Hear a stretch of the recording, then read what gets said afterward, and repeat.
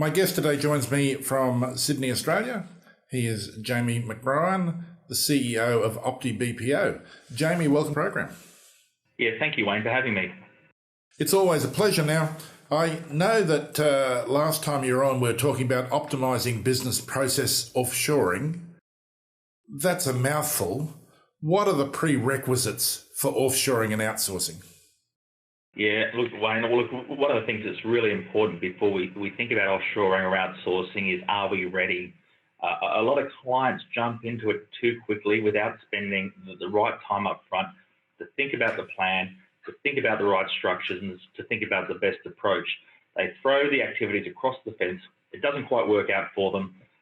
Things fall in a heap, and then they say offshoring or outsourcing doesn't work. That's not the case. They've just approached it in the wrong way, and they haven't thought through all of those different areas that are important to think through. Now, you work onshore to make sure that offshoring is successful. What is it that you do with a firm onshore?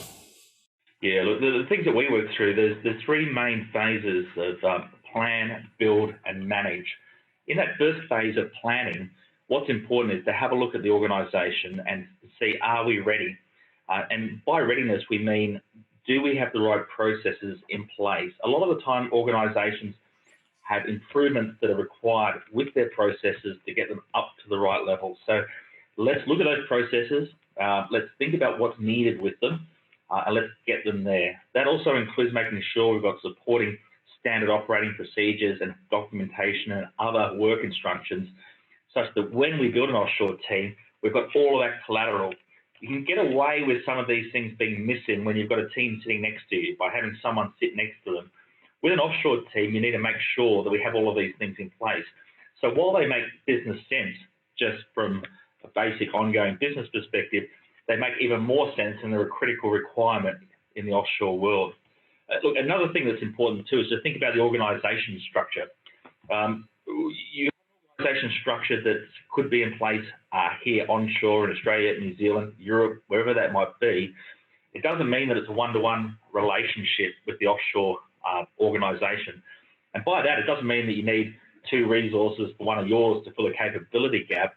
What it means is that sometimes the structure that you would have in that offshore organisation would differ. And it could differ in terms of, well, how do you build leadership in your offshore team, as well as what additional activities can we put there. Now, one of the things that a lower cost offshore team provides you the opportunity to do is to build additional capacity, to do activities that you might not do otherwise. The final bit of the puzzle is the system piece, and just thinking, do we have the right systems in place? One of the great things about it being 2017 is lots of systems are already in the cloud. Most systems can be accessed remotely, but we still want to make sure we've thought through those things to make sure that on day one they're ready. And that also includes telephony and getting that right. So there's those process questions, there's those structure questions, and there's those system questions that are important for our clients, and anyone to be successful in this space needs to work through. I'm in conversation today with Jamie McBrien, the CEO of optiBPO, and I'm chatting to him from Sydney, Australia. But it's fair to say, Jamie, Sydney is just one of the locations you work in. Where else do you function? Yeah, look, our two main offices are Sydney and London. Our Sydney office supports clients in Australia and New Zealand, and our London office supports clients in Europe, which we have a growing presence in. And we've just been talking about the steps that you need to take client firms through to ensure that their business processing and offshoring is optimised and that they're ready onshore to function well offshore. Now, outsourcing is a really big word. What types of outsourcing should we be thinking about? Yeah, and look, I think one of the things that makes us different, given the advisory services that we provide onshore, is that we work with organisations to take them through the different types of outsourcing that are right for them. And that doesn't mean that while we focus ourselves in terms of that managing ongoing, in terms of building dedicated teams in the Philippines, sometimes for other parts of the organisation, that's not the right answer. And we always make sure that we work with clients towards the right answer. Some of the key areas where that might not be the right answer is around contact or call centres, where you need specific technology and systems and solutions in place to be successful. sometimes around payroll in certain industries because of the functional intricacies in it, and in some IT development and support areas where, again, what you're looking for from an outsourcer is specific tools, structures, and frameworks that you might not want to replicate in your own team. So we work with clients to work out what's best for them and to point them in the right directions when that dedicated team model is not going to be the right solution for them. Jamie, is it the case that there's a lot more work needs to be done than just basically shipping the work offshore?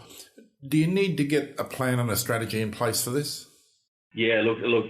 Without a plan, I think in anything that you do in business, without a plan, you're going to be cut loose. It's really critical to get the right plan in place, and as I said up front, not think that it's an all or nothing affair. We always encourage our clients to manage risk and to avoid service disruption. And the best ways to achieve that is to start small, get the team working. That gives you confidence as someone who's embarking upon something new, taking those small steps that are attractable, getting it right, getting confidence, building that trust within the organisation, and then extending from there. So sometimes, this will take longer than what some people might think to realise the benefits, and you can do it quicker. But that time spent up front, we think, is essential to getting things right in the longer term. Jamie, for people who want to know more, how can they get hold of you? Look, we've got our website, optiBPO.com, or you can call me directly. Our contact details are on the website. My phone number in Australia is 02 8071 4155. On our website, though, we have the contact details of our office in London as well. Jamie, it's been a pleasure having you with me. Thank you for the time. Thank you, Wayne.